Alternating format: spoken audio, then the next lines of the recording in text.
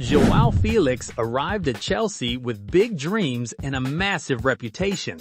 But after two separate spells at the club, one thing is clear: it just didn't work out. Today, we're breaking down 7 key reasons why João Félix failed at Chelsea.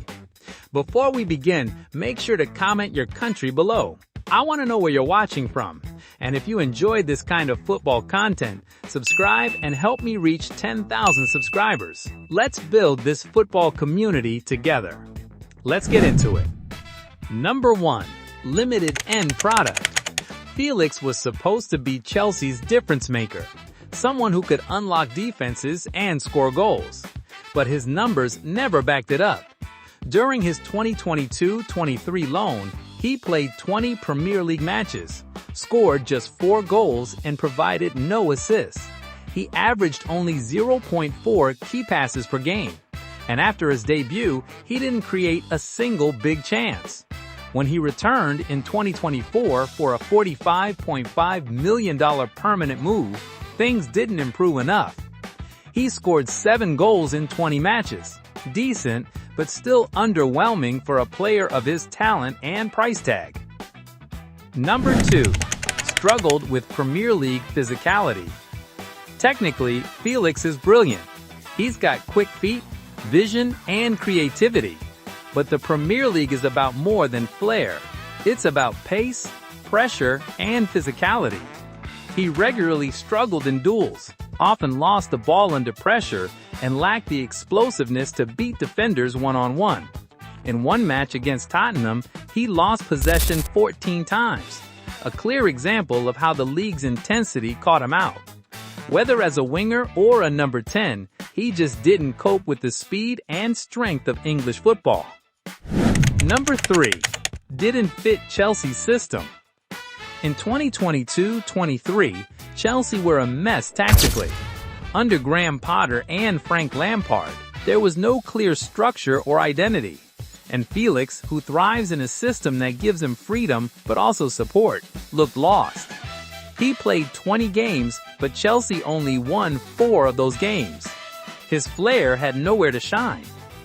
Fast forward to 2024-25 under Antonio Maresca, and the problem was different. Maresca's system demands tactical discipline and defensive work rate. Félix didn't fit that either.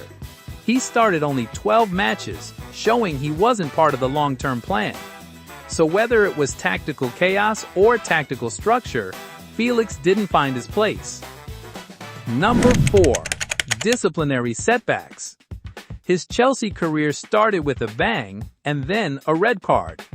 In his debut match against Fulham in January 2023, Félix was sent off for a reckless tackle on Kenny Tete. It happened in the 58th minute, and he received a 3-match suspension. That red card killed his early momentum. Instead of building confidence, he spent time out of the squad. It also put pressure on him to deliver instantly after returning, and he couldn't. It was a moment that summed up his Chelsea story. Promising, then disappointing. Number 5. Inconsistent effort off the ball. This isn't new. Even at Atletico Madrid, Félix was criticized for not working hard off the ball. That reputation followed him to Chelsea. In a league like the Premier League, especially in a pressing system, effort matters.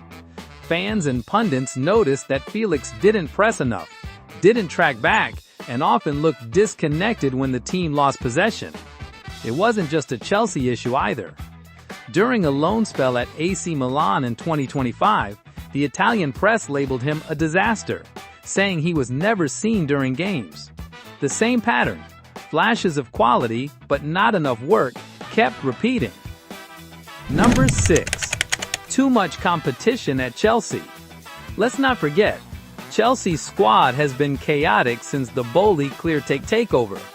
Over 40 players have been signed, especially in the attacking positions. Félix had to compete with the likes of Cole Palmer, who became a guaranteed starter, Christopher Nkunku, Mykhailo Mudryk, Pedro Neto, Raheem Sterling, Noni Madueke. His best position, number 10, was already taken by Palmer, and he didn't have the pace to shine on the wings. Even though he's versatile, he never nailed down a starting spot. And in a club this overloaded with talent, you either stand out or you fade out. Number 7. The weight of his price tag and reputation. Let's be real. João Félix has always carried the weight of expectation. He was signed by Atletico Madrid in 2019 for £113 million, which is one of the most expensive teenagers in history. That reputation never left him. Every fan, every club, every manager expected him to be the next big thing. When Chelsea signed him permanently for £45.5 million, fans hoped he'd finally live up to that Wonder Kid label. But he never quite did. His game has always been elegant, even beautiful to watch, but often without a real end product. Fans started saying he was more about aesthetics than effectiveness. And in a results-driven league like the Premier League, that's just not enough. Final thoughts. What went wrong? João Félix came to Chelsea with world-class potential, but the story never clicked.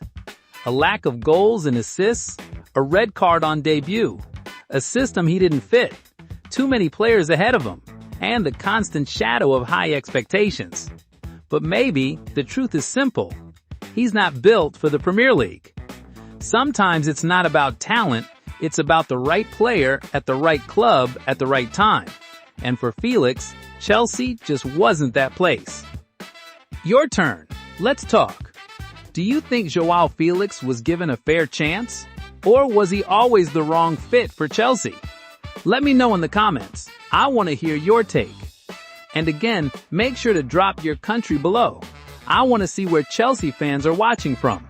If you haven't already, subscribe and help me reach 10,000 so we can keep these football conversations going.